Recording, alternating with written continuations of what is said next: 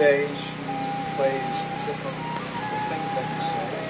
What comes into your mind that makes you say certain things? How does it come about? It needs some background.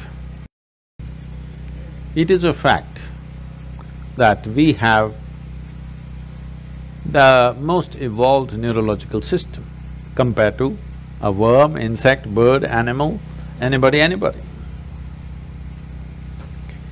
But we also have a psychological process. Whatever your psychological process, your thought and emotion, is only happening because of a certain amount of information that you gathered, isn't it? Oh, you think she's a wonderful person, so certain kind of thought. Oh, you think she's not nice, another kind of thought. Oh, you think this is somebody else.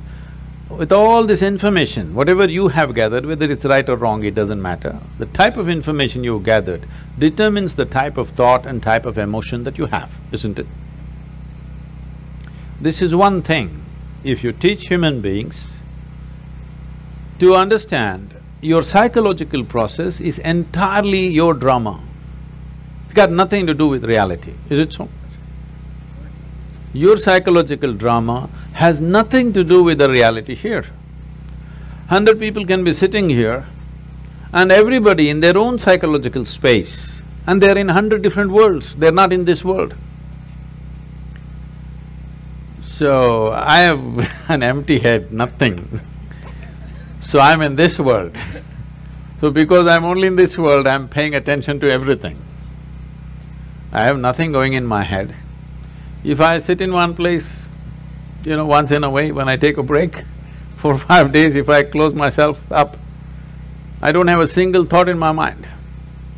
I don't read, I don't watch television, I don't write, I don't do anything, I don't even look out of the window. Not a single thought on my mind. Because psychological process is just a small drama which has gotten magnified simply because you've gotten so identified with it. It's like this. People always come up to me and say, Sadhguru, I want to meditate, but thoughts are coming. I ask them, see, I will teach you another kind of meditation where your kidney function will stop, your liver function will stop, your heart function will stop. Are you interested? No. Then what, you want your brain function to stop? Why? See, when you sit and meditate, your kidney is functioning, liver is functioning, heart is functioning, you have no issue. Only if your brain functions, you have a problem. Yes? Why is that? Because you are not so identified with your kidney function, but you're super identified with your thought process and emotion. Because you're so identified with it, you think it's you. Because of that, now it has obliterated your experience of life. Tell me in 24 hours' time, how many moments are there beyond thought you looked at something? For most people, there isn't a single moment. Some people have few moments. I have just a few moments of thought. Rest of the time, I'm just like the sky. Simply there, just life. If you are just… are you life? My life? Tell me properly, are you really life? Yes, your life, isn't it?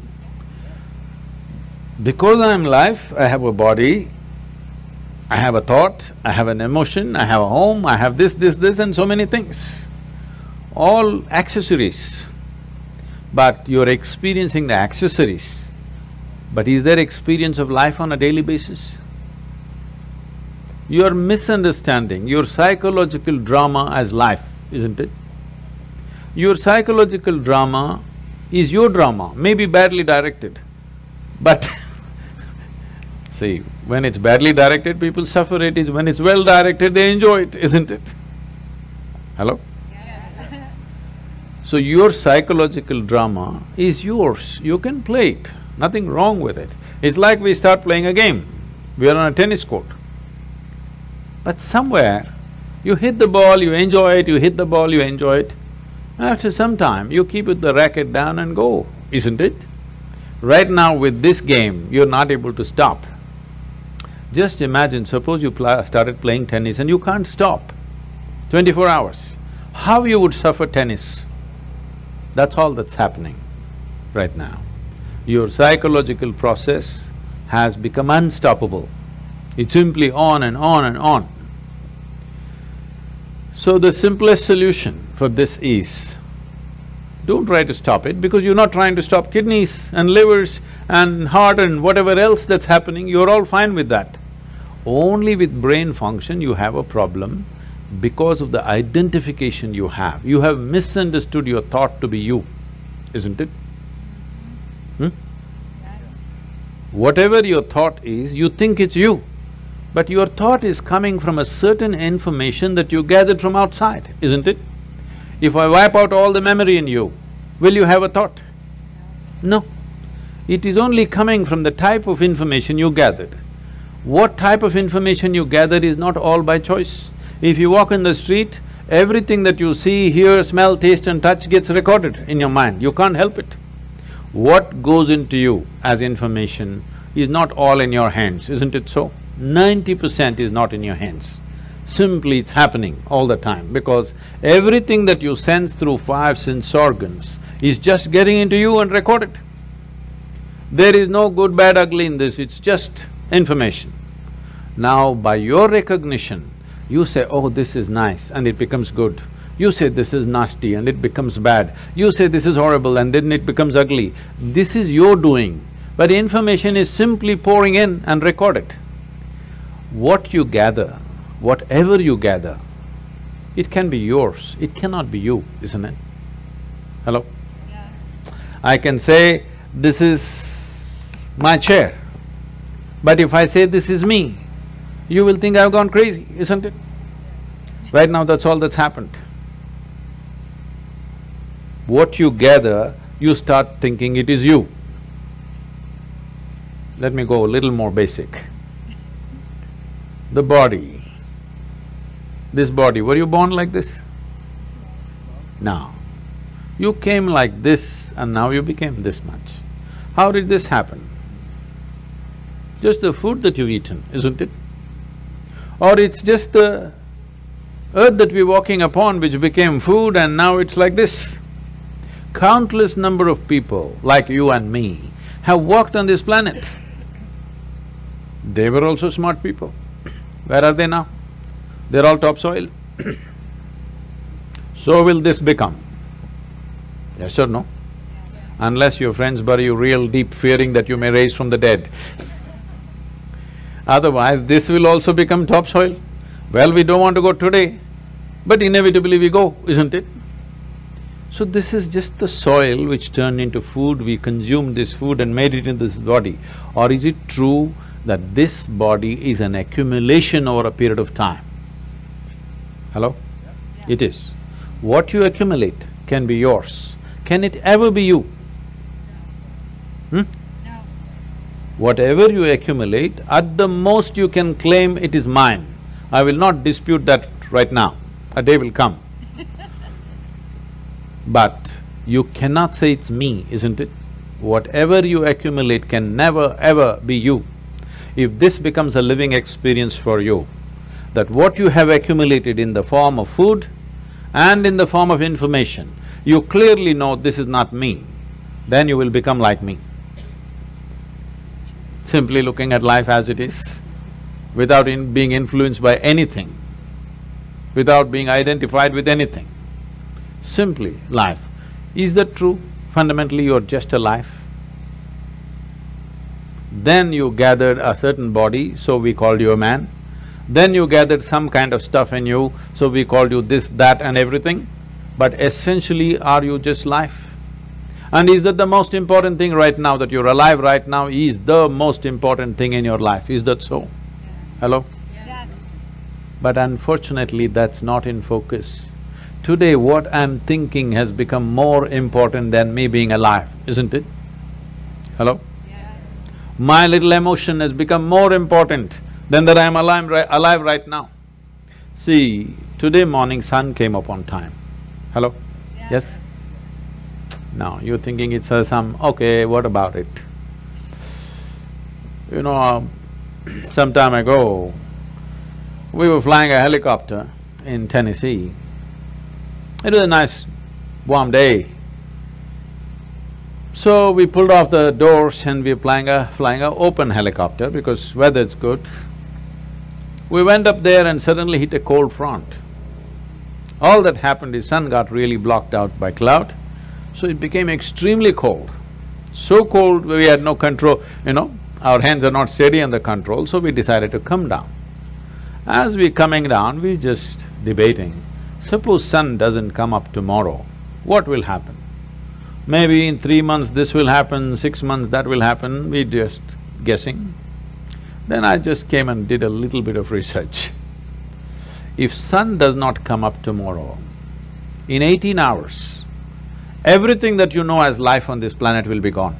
Except a few microbial life deep down in the earth, everything else will be gone in 18 hours' time. Just now I gave you a fantastic information. Sun came up on time today morning. I want to hear appropriate noises at least. It's fantastic, it came up on time. And planet is spinning on time. Yes. You don't think it's good? No accidents in the solar system, one planet did not clash into another, all are sticking to their lanes.